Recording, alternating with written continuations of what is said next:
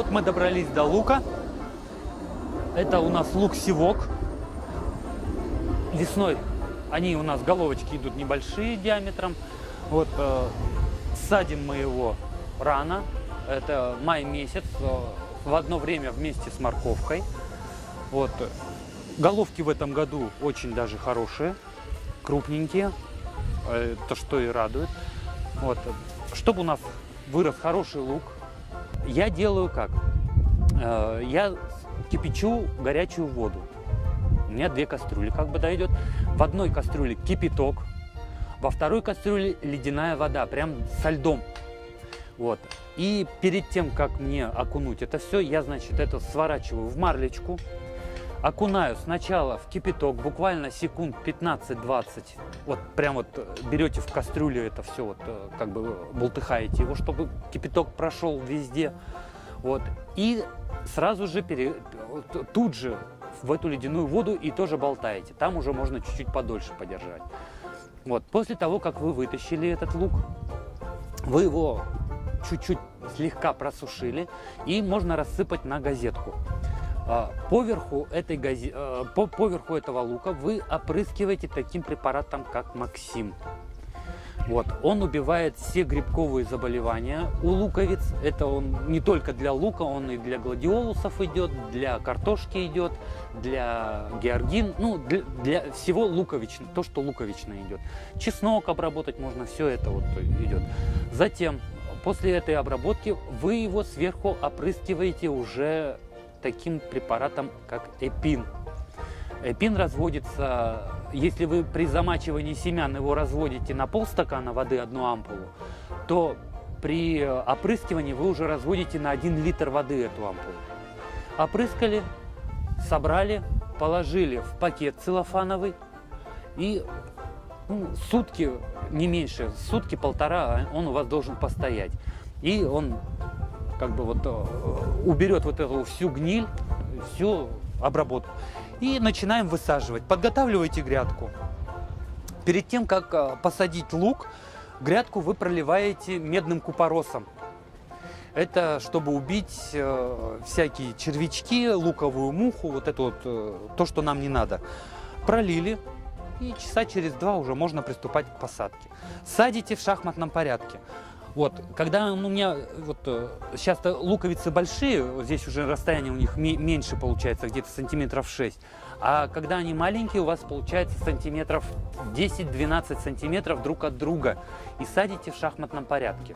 И это для того, чтобы сама луковица могла развиваться. Как только вы посадили лук-севок, сверху присыпаете перегноем. Хорошо перегнившим перегноем.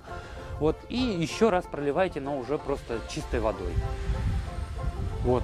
После каждого полива в летнее время вы берете и просто-напросто, или же у кого есть такие грабельки специальные для окучивания, как бы маленькие, небольшие, и прям вот берете и вокруг все хорошенько земельку вот эту вот как бы сдвигаете. Это делается для того, чтобы сама луковица, так как земля у нас жесткая, ее надо чуть-чуть рыхлить, чтобы она шла, ну, разрасталась, в общем. Вот. Ну и все. Вот сейчас у меня уже, вот видите, лук, он уже начинает заваливаться. Это уже дает тот признак, то, что лук уже готов к тому, чтобы уже, ну, как бы он уже вырос, достиг своего максимального размера. Вот. Я даже вам сейчас покажу. Вот видите, вот луковичка вот сама вот такая вот. Довольно-таки хорошая. Вот. Когда весь лук ляжет и зелень вот эта вот немножко она станет такая жухлая, пожелтеет даже это все, вы его вырываете и просушиваете в полутени, не на солнышке, на проветренном месте. Вот. Как только просохнет, можно заплести косички, кто-то заплетает, кто-то просто обрезает и сушит. Ну, в косичках намного удобнее. Домой перевез, повесил на стеночку и берешь потом, отрезаешь сколько тебе надо. Вот. Лук довольно-таки хороший, он и хранится очень долго. Вот. У меня 2 сорта идет. Здесь вот желтый лук и чуть-чуть дальше там красный. Ну, красный он чисто салатный, на заготовке хорошо идет. А это вот все пользуется уже все остальное. Вот, также у нас есть чеснок. Посадка у него практически и обработка та же самая, но после того, как вы посадили, вы присыпаете аммиачной селитрой. Но присыпаете как? Вот когда дома солите что-нибудь, кашку какую-нибудь или еще что-то, вот просто вот так вот раз разбросали, вот, как зайчик побегал. Вот. Сейчас вот он уже довольно-таки хорошо подрос. Оп. Вот луковичку не видно здесь еще, она глубоко сидит. Вот. В конце августа мы берем вот эту землю и начинаем чуть-чуть ее раздвигать, чтобы появилась сама головка. Когда вы это раздвинули, берете вот у нас все вот эти вот листочки. Сейчас я вот все листочки берете и завязываете вот такой узелок. Вот такой узелок завязываете. Это тоже делается, ну, я не знаю для чего, в принципе, но это так поступала моя бабушка. Вот.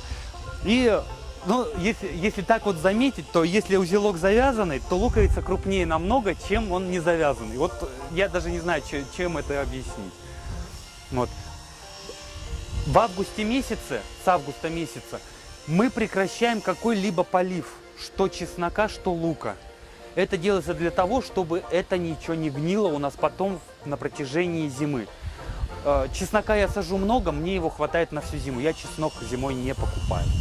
Вот. И он намного лучше, чем тот, который вы купите, вот тот же самый китайский. Он намного меньше хранится по времени и сохнет, а этот довольно-таки хороший.